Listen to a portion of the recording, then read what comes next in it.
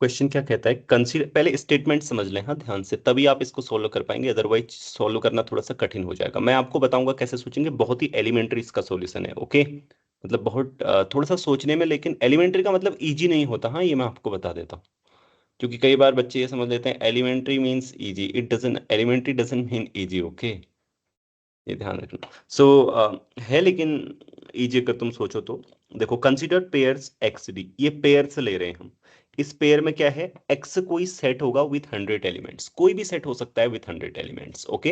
And D is a function defined on the Cartesian product x cross x, okay, such that dxy equal to dyx and it is strictly greater than 0 if x not equal to y। ये matric की ही तरह है, लेकिन triangle inequality नहीं दी गई है, ठीक है। एंड उसके अलावा सारी प्रॉपर्टीज दी गई हैं, ठीक। मैट्रिक जानते हो ना आप, वही एक्स वाई डिस्टिंक्ट होंगे तो उनके क्या होगा, देखो सिमेट्रिक होगा, ये बोल रहा है सिमेट्रिक होने के साथ साथ बोल रहा है कि ग्रेटर देन 0 होगा।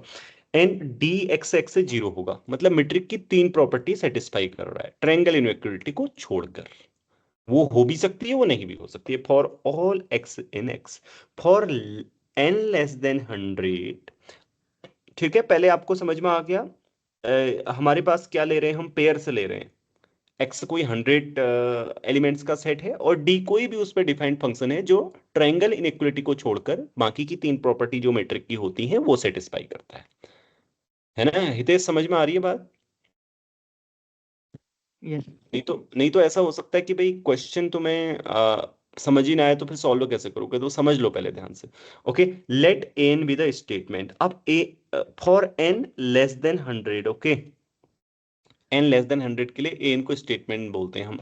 तो ए वन क्या स्टेटमेंट होगा, ए टू क्या स्टेटमेंट होगा, देखो, फॉर एवरी सच पेयर, कोई भी पेयर ऐसा उठा लो जिसमें ये 100 एलिमेंट्स का सेट हो और डी उस पर डिफाइंड कोई फंक्शन हो जो कि ऊपर तीन प्रॉपर्टीज को सेटिस्फाई करता हो मैट्रिक की, ट्रायंगल इनइक्वालिटी को मतलब करे या ना करे कोई फर्क नहीं पड़ता। देयर एग्जिस्ट अ सबसेट, आपको क्या मिलेगा, उसका सबसेट मिलेगा कोई, ठीक है। कोई भी एक्स उठा लो, कोई भी ऐसा पेयर उठा लो, उसका एक सबसेट मिलेगा जब विद एन एलिमेंट्स, उसमें एन एलिमेंट्स होंगे। जब आप क्या करोगे, x1 में रेस्ट्रिक्ट कर दोगे ना उस फंक्शन को, क्योंकि देखो, x1 अगर x का सबसेट है तो x1 क्रॉस x1 किसका सबसेट है, x क्रॉस x का, तो d को रेस्ट्रिक्ट किया जाता है। तो इज अ मेट्रिक स्पेस, ये एक मेट्रिक स्पेस बन जाएगा, यानी कि ट्रायंगल इनइक्वालिटी सेटिस्फाई हो जाएगी, ठीक है, चाहे कोई भी पेयर लो। एन क्या स्टेटमेंट है, जैसे ए टू क्या स्टेटमेंट होगा, ए टू स्टेटमेंट होगा कि कोई भी टू कार्डिनलिटी वाला सबसेट लो, किसका, एक्स का, राइट, x1। तो उसमें जब आप रेस्ट्रिक्ट करोगे डी को तो वो एक मैट्रिक बन जाएगी, ये होगा A two statement. Which of the following statements are correct, ये चार ऑप्शन दिए हैं यहाँ पे, ए बी सी डी है, वो मैंने अभी के लिए क्या किया है, इरेज किया है ताकि आप आंसर नहीं देख सकें, ठीक। ठीक है, तो आप मुझे बताओ कि क्वेश्चन समझ में आ गया, फिर मैं इसका सॉल्यूशन समझाऊं, ये क्वेश्चन समझ में नहीं आया है, ओके। ओह,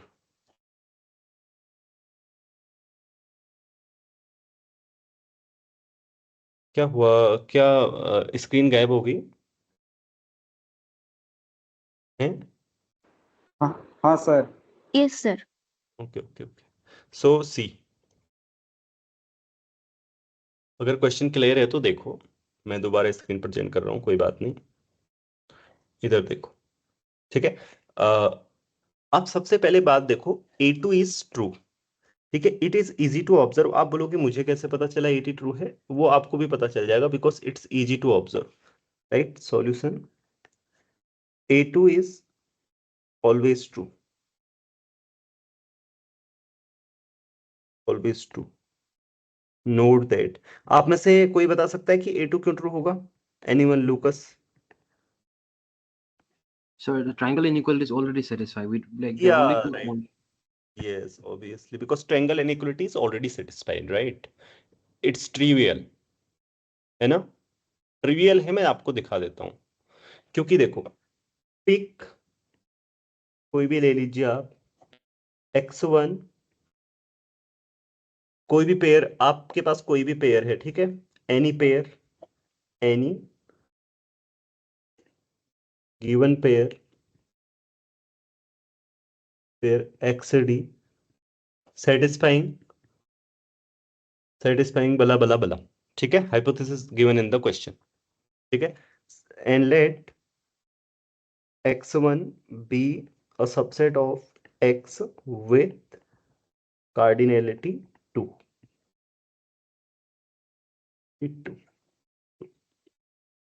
से x इक्वल टू xy, ठीक है, then triangle inequality is satisfied, right? Right,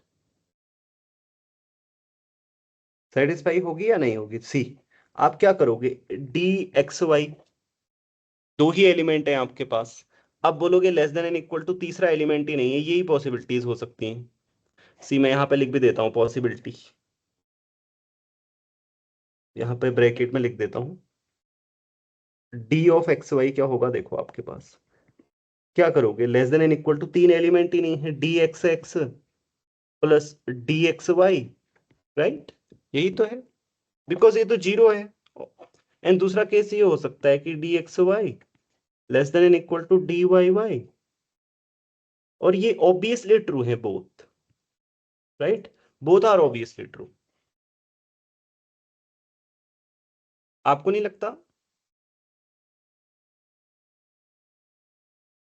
कि दोनों ऑब्वियसली ट्रू हैं, है ना?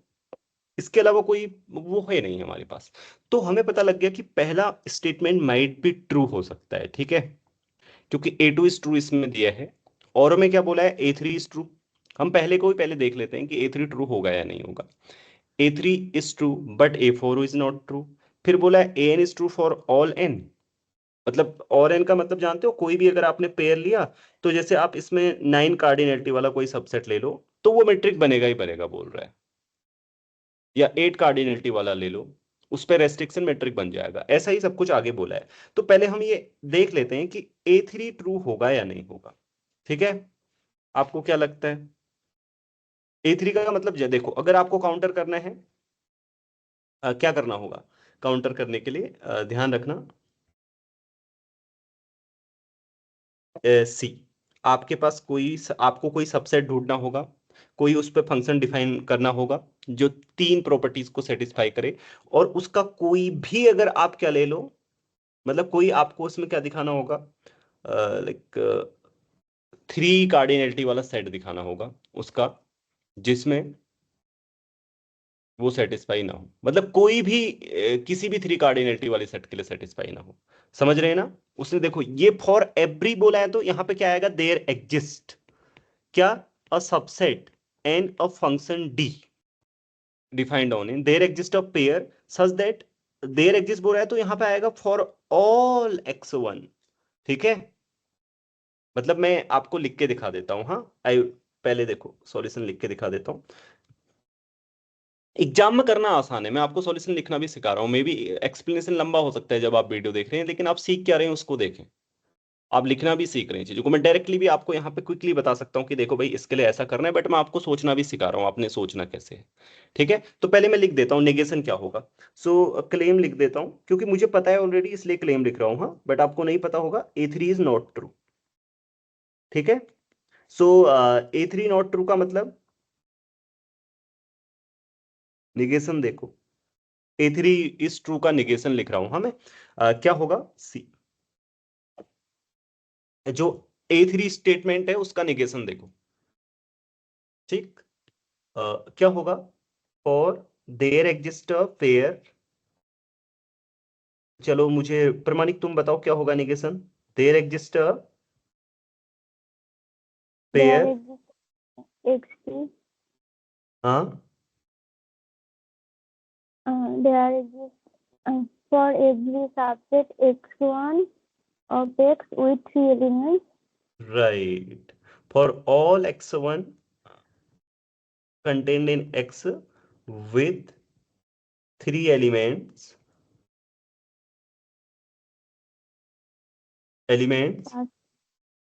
Such that this is no, मतलब मैट्रिक नहीं होगा। सच दैट, ये जब आप रिस्ट्रिक्ट करेंगे उसमें ना, तो किसी भी थ्री कार्डिनलिटी वाले सेट में ये जो डी का रेस्ट्रिक्शन है वो मेट्रिक नहीं होगा, is not a metric space. सबको आ गया ना? नहीं तो आपको यही नहीं पता लगेगा भाई काउंटर क्या करना है, तो करोगे कैसे ना? A3 नॉट ट्रू है।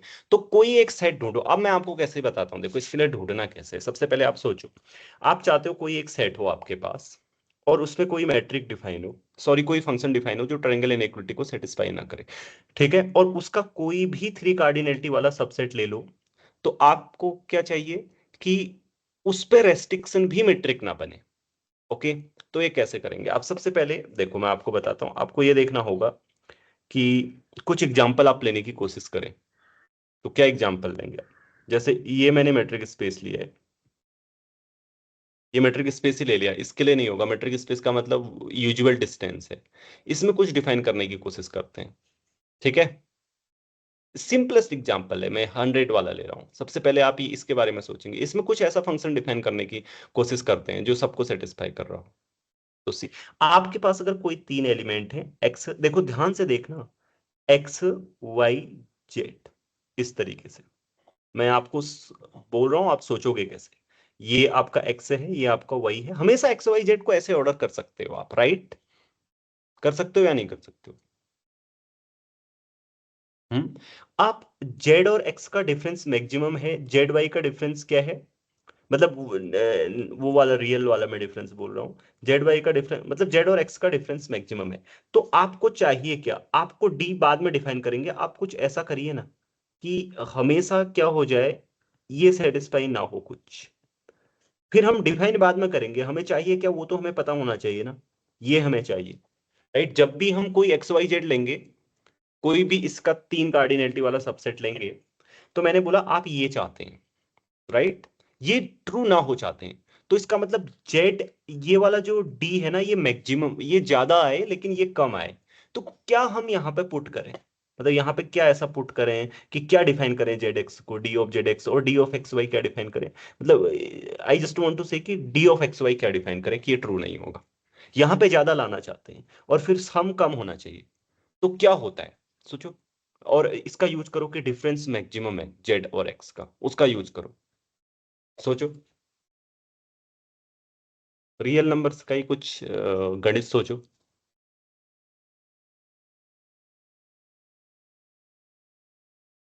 Mod of x minus Y.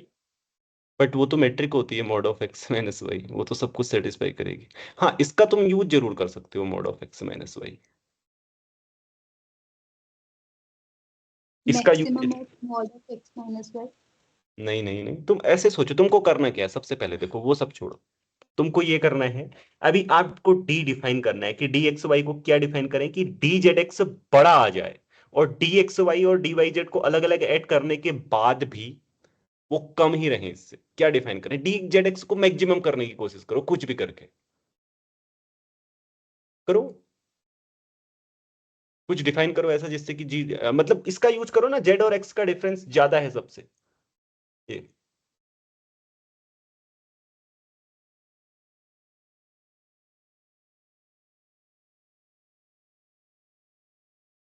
लूकस। मैं चाहता हूं कि तुम लोग खुद I'm सोचो। thinking. ये सोचो सोचो, यू कैन थिंक। मैं बोल रहा हूं ना, you can think students, you can think, believe me.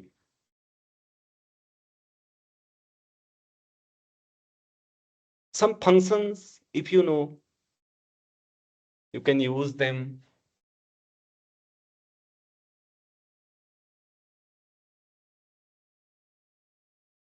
Box function, box of mod z minus x. Box of mod z minus x might be, that might be work. Box of z minus x वो ज्यादा होगा, लेकिन box of x minus y और y minus z क्या बताओ उसके बराबर add करके आ जाए। ठीक है, तुमने बॉक्स फंक्शन के बारे में सोचा, ठीक है, तुमने जेड माइनस एक्स में बॉक्स लगा दिया, फिर मतलब कंपोज कर दिया। क्या कुछ और ऐसा फंक्शन जो ज्यादा इंक्रीज कर दे जेड माइनस एक्स को, मतलब मॉड को, और फिर अलग अलग ऐड करें? तो क्योंकि ये ना बॉक्स इनका मुझे लगता है इधर साइड का ऐड करके मे भी हो सकता है इक्वल, कई बार इक्वलिटी आ जाए।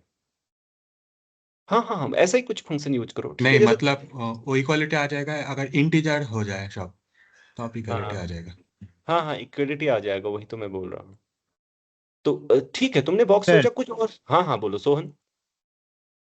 Sir d of x comma y equal to mod of x minus y whole square। Whole square, उससे क्या हो, मे बी वो सेटिस्फाई कर रहा है। 1 2 और 3 ले लिया तो नहीं नहीं 1 2 3 में नहीं देखना तुम्हें, किसी के लिए भी होना चाहिए जेड और एक्स, मतलब इस तरीके से 3 तरीके से हम ऑर्डर करते हैं। और फिर क्या हो, जेड और एक्स का डिफरेंस मैक्सिमम है, तो जैसे तुमने स्क्वायर लगाया कुछ और फंक्शन लगाओ, तो देखो जिससे क्या होता है Sir, अलग अलग। हाँ e to the power x. हाँ right, e to the power x that might work, but या थोड़ा सा सुधार कर लो इसमें, या e to the power x, good good, e की जगह Sir, कुछ और e रख to low. the power z minus x हाँ हाँ or e to वही, the power x minus y e to the power y minus right z. ठीक है, so you are almost near, मैं ऐसा करता हूँ देखो। ओके ठीक है, तुम लोगों ने लगभग सोच लिया है। ई के बजाय हम 3 रख लेते हैं, ओके वो हमारे लिए आसान होगा। ये अलग अलग जोड़ेंगे ना, तो जेड माइनस एक्स मैक्सिमम है तो ये ज्यादा हो जाएगा, लेकिन अलग अलग ऐसे करोगे एक्स माइनस वाई भी छोटा है जेड माइनस एक्स से, एंड वाई माइनस जेड भी, राइट। तो ये इधर वाली साइड पक्का कम आएगी, और ये कभी भी होल्ड होगा। क्या आप देख पा रहे हैं इसको? मतलब ये Sir, ट्रू नहीं ulta है। sign. हाँ हाँ मैं बोल रहा हूँ उल्टा गिटाते. साइन लगाए, हाँ हाँ वो ठीक है, मैं तुम्हें क्या समझा रहा हूँ, मैं बोल रहा हूँ ये ट्रू नहीं होगा। ट्रू नहीं होगा, मैं ग्रेटर देन साइन नहीं आएगा, ट्रू नहीं होगा, राइट। आई मीन टू से कि ये जो तुम चाह रहे थे वो सेटिस्फाई नहीं होगा, तुम्हें ये ट्रू नहीं होगा। ट्रू नहीं होगा का मतलब यही रखना पड़ेगा, समझ गए? ठीक है, ऐसा आएगा हमेशा, लेकिन हमें चाहिए क्या, ऐसा, राइट। तुम लोग को समझ में आ गया ना एग्जाम्पल बनाना? मतलब कुछ ऐसा कठिन नहीं था ना। हमने सोचा कि क्या करें, अब देखो मैं आपको शो करके दिखाऊंगा कि ये सेटिस्फाई नहीं होगा। ओके चलो अब इसको मिटाओ। ये ये सिखाना हुआ, अब मैं लिख के दिखाता हूँ आपको, मैं डायरेक्ट नहीं लिख सकता ना। डायरेक्ट लिखूंगा तो आपको क्या आएगा, चलो take this function, take this function, तुम सुन, right. So see now pick, okay suppose counter example, तो ये काउंटर एग्जांपल है। Example suppose x equal to 1 2, और वो सब चीजें सेटिस्फाई हो रही हैं, सिमेट्रिक होना और वो ग्रेटर देन 0 होना। ओ माय गॉड, उसमें तो वो नहीं हो रहा ना, देख ले एक चीज सेटिस्फाई नहीं हो रही कि d ऑफ x x का डिस्टेंस तो 1 आ रहा है, right. That is not going to satisfy ना। हमने काउंटर तो ढूंढ लिया, बट अगर हम ये डिफाइन करेंगे d ऑफ एक्स वाई, ये डिफाइन करेंगे, लेकिन वो x और x पे 0 नहीं आ रहा है, तो हम 0 डिफाइन कर देते हैं वहां पे।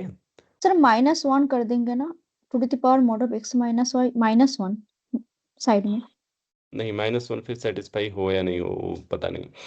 ओके क्योंकि x इक्वल टू y होगा तो to the power 0 1 minus 1 0. नहीं आएगा वो, मैं बोल रहा हूँ कि x इक्वल टू एक्स होगा तब फिर 2 की पावर 0 1 हो जाएगा, तो हम लोग को x इक्वल टू एक्स पे फंक्शन को 0 ही डिफाइन करना पड़ेगा। समझ में आ रही है बात मैं क्या बोल रहा हूँ लूकस? सर हाँ सर इसको मतलब हम लोग यहाँ पे तो फाइनाइट नंबर्स है, तो हाँ ऐसे करके क्यूब 1 क्यूब 2 क्यूब करके बना सकता है क्या? लाइक फर्मास थ्योरम से we know that to sum of 2 cubes is not equal to another cube. So maybe, पहले इसको मैं देख लेता हूँ फिर उसके बाद तुम बताना, पहले इसको मैं लिख देता हूँ, ओके। मैं सर मैंने भेजा हाँ है, तो 1 मिनट देख लीजिएगा। क्या भेज रहे हो? सर मैंने एक फंक्शन भेजा है आपको मैसेज में। ओके ठीक है, पहले मैं इसको पूरा कर लेता हूँ, ठीक है इसको लिख लेता हूँ देखो। एंड डिफाइन, पहले सॉल्यूशन लिख लेता हूँ ना, फिर उसके बारे में बात करेंगे। D x y equal to 2 of mod x minus y if x is not equal to y, 0 if x equal to y। ठीक है, सबको सेटिस्फाई हो गया, right, hypothesis satisfied.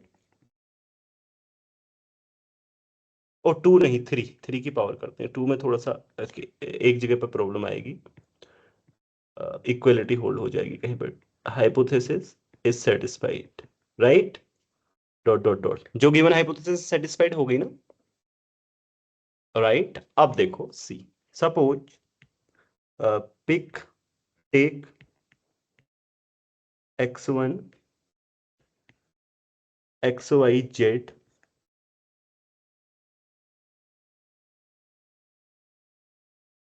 a subset of x with 3 elements. हाँ बोलो। Hello sir, हाँ हाँ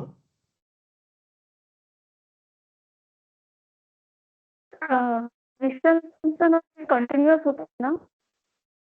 क्या तो इसका कंटिन्यूअस नहीं होगा ना? क्या कम्यूट नहीं अगर होगी? मैं होगी तो this will be- मैं बोल रही हूँ अगर d is metric then this will be continuous function. So commute नहीं, continuous. we don't want d to be metric. Sir आवाज आ रही है? हाँ हाँ आ रही है आवाज, मैं लेकिन बोल रही हूँ तो ये d कैसे? हाँ हाँ तुम क्या बोल रही हो, डी कैसे? ओके ठीक है, मैं तुम्हारा क्वेश्चन समझ रहा हूँ, but d need not be a metric here, right? देखो फंक्शन में क्या डिफाइन किया गया है, फंक्शन में सिर्फ मीट्रिक डिफाइन नहीं की गई है। हाँ व्हाट? आपकी आवाज नहीं आ रही है, मैं सही बताऊं तो, but d need not be a metric. हाँ इसका आंसर मैं बता देता हूँ आपको, चलो। सो फिर मैं उसके बाद बात करता हूँ आपसे मे बी। हाँ बोलो बोलो, तुम रिजॉइन कर लो एक बार, ओके? आवाज नहीं आ रही है के लिए, चलो देखो। सो सी टेक x1 विथ 3 एलिमेंट्स का मैंने सेट ले लिया।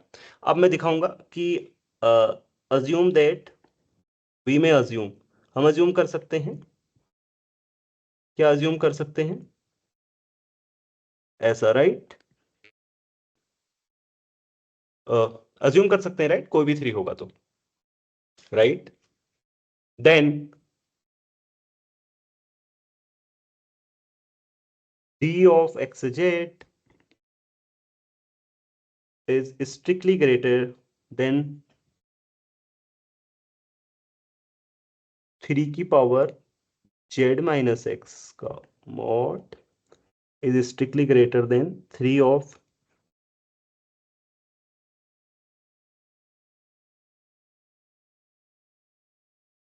राइट? वी क्लियरली, ये सबको क्लियर है या मैं बताऊं क्यों होगा? जल्दी बोलो, is it clear to everyone और नॉट? सी यहाँ पे देखो, एक्सप्लेनेशन देखो, अगर आपके पास, आपको ये पता है कि ये, इसको x बोलो, इसको y बोलो, इसको z बोलो, राइट? तो z माइनस एक्स, इनको फिर ये जो z माइनस एक्स है इसको m बोलो, जो डिफरेंस है, और जो z माइनस वाई है इसको क्या बोलो, n बोलो, और जो क्या बचता है y माइनस जेड है इसको l बोलो, राइट? तो 3 की पावर m हमेशा ग्रेटर होगी 3 की पावर n प्लस 3 की पावर l से। ये कैसे देख सकते हैं, देखो ये मैं आपको दिखा देता हूँ, ये आसान है, क्योंकि 3 की पावर m को आप लिख क्या सकते हो, 3 की power m minus one plus 3 की power m minus one n plus 3 की power m minus one, right? लिख सकते हो ना 3 की पावर m को, 3 की पावर m माइनस वन, 3 की पावर m माइनस वन, 3 की पावर m माइनस वन, ये सो नो। सो फिर इसमें देखो कि ये वाला टर्म जो ये 3 की पावर n है ना, इसके बड़ा या बराबर होगा, मतलब इस वाले टर्म्स के,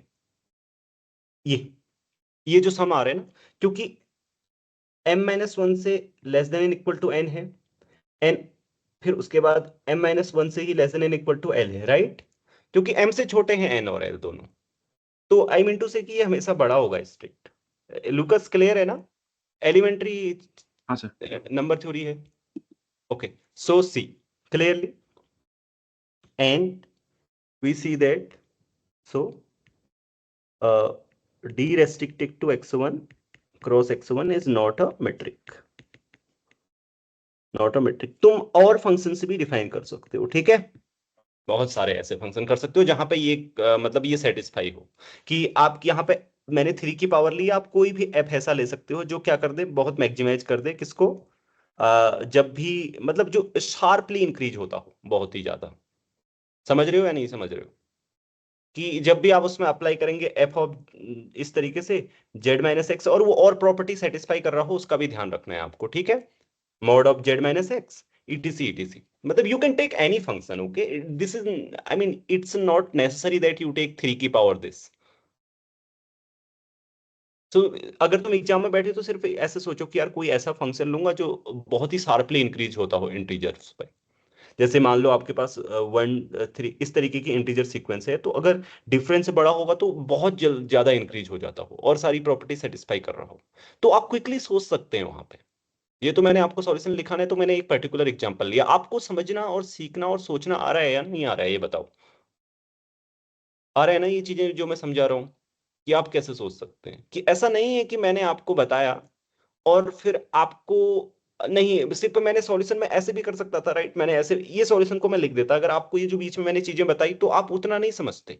मैं आपको क्या समझा रहा हूँ, आई मीन टू से कि तुम भी खुद कर सकते हो, बस सिर्फ आपको सोचना है ऐसे कि मुझे करना क्या है, आपको पता होना चाहिए। You should know that what you should have, मतलब तुम्हें पता होना चाहिए कि तुम्हारा लक्ष्य क्या है। तुम्हें पता ही नहीं होगा तुम्हारा टारगेट क्या है, इसका नेगेशन क्या है, तो या क्वेश्चन ही नहीं समझे तो देन तुम नहीं कर पाओगे, अदरवाइज तुम कर पाओगे। मतलब टीएफआर की प्रॉब्लम्स तुम कई बार बच्चे सोचते हैं कि कठिन है, ऐसा है, वो नहीं हो रही है, तो ऐसा नहीं है, ठीक है। देख लो इसमें कुछ भी ऐसा नहीं है जो बहुत ही डेफिनेशन बेस्ड क्वेश्चन है। डेफिनेशन यूज हो रही है ओनली मेट्रिक की, तो फिर आप सोचोगे कि मेट्रिक स्पेस तो बहुत कठिन है टीएफआर में, ऐसा नहीं है। तो आप रियलाइज कर पा रहे हो ना, आर यू रियलाइजिंग दिस?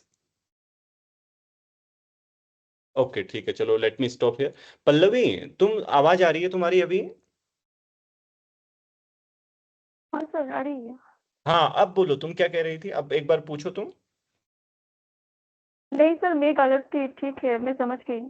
हाँ, क्योंकि वो जरूरी नहीं है कि ये मेट्रिक लेनी है, हमें सिर्फ ऐसी फंक्शन लेनी है जो मेट्रिक की 3 प्रॉपर्टी सेटिस्फाई करता हो एक को छोड़ के। तो जो एक को छोड़ रहा है वो जरूरी नहीं है मेट्रिक हो, ठीक है। और उसका रेस्ट्रिक्शन दिखा, हम एक्चुअली क्या सर कोई, दिखाना चाहते हैं? हाँ हाँ हाँ वो क्वेश्चन में पेयर देख के मैट्रिक समझ ली थी। हाँ ओके ओके, तो इसका मतलब A2 is true and A3 is not true, right. तो ये वाला ऐसे टिक कर देंगे। अब आगे के भाई कुछ नहीं करना है। A3 इज ट्रू बोला है, रॉन्ग हो गया, फिर ये भी रॉन्ग हो गया, ये भी रॉन्ग हो गया। अब एग्जाम में अगर बैठे हो आपको ये भी पता हो चल जाना चाहिए कि भाई अगर A3 नहीं है ट्रू तो ये 3 तो कम से कम गलत होंगे। अगर A3 जैसे ये है ना, ये ट्रू हो जाएगा, हाँ ठीक है, मतलब ऐसे नहीं, अगर A3 ट्रू नहीं है तो एटलीस्ट ये 3 तो गलत हो ही जाएंगे। लेकिन वो ऐसे बनाते हैं ऑप्शन की तुम ऑप्शन से कुछ दिमाग ना लगा लो करके, ठीक है। A2 इज ट्रू, ये तो ऑब्वियस है, बहुत ही ऑब्वियस, तो ये मतलब इसके बारे में आप आके सोच सकते हैं। A2 is true is very obvious, okay. So let me stop here. सबको, किसी को कोई क्वेश्चन है? मजा आ रहा है ना सबको, मतलब सीखने में समझने में, राइट? हाँ वही मैं बोल रहा हूँ आना। Oh my God, is it not recorded? What happened? ये अच्छा हुआ है, हुआ है, हुआ है। रिकॉर्ड हो तो रहा है रिकॉर्ड। अच्छा अच्छा, नहीं